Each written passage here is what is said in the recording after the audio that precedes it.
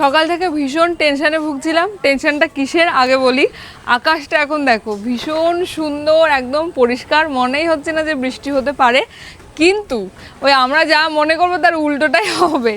যাই হোক, আমাদের প্যান্ডেল করার ইচ্ছে ছিল নিচে, মানে প্যান্ডেল কিসে সেটা আগে বলি। কালকে মানে আগামীকাল আমার স্বাধীন অনুষ্ঠান হচ্ছে, আমরা তো ননদ বাড়িই করছি সেটা তো জানোই।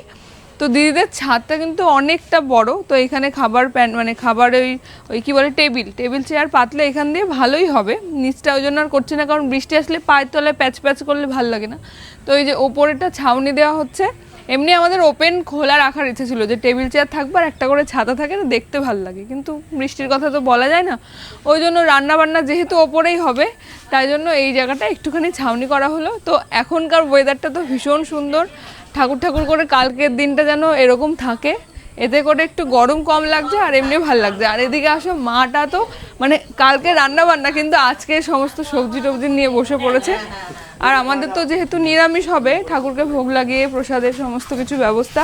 তো এখানে মা, মাসি, আমার মা এসছে, শাশুড়ি মেয়েও আছে, আবার ওদিকে মাসিও আছে, কচু কাটতে বসে পড়েছে। এখন কচু কাটা হচ্ছে, আর এতগুলো এখন কাটা হবে।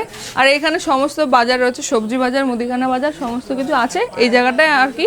রান্না, হ্যাঁ, প্রভু এসে রান্না করবেন এইখানটায়, রান্নার ব্যবস্থা। আর ওই ঠিকঠাক করে কাজ করো, কিন্তু এই কেলো করেছে, সব মাইনা দেবো, সবাইকে মাইনা দেবো, ঠিকঠাক করে কাজ করেন।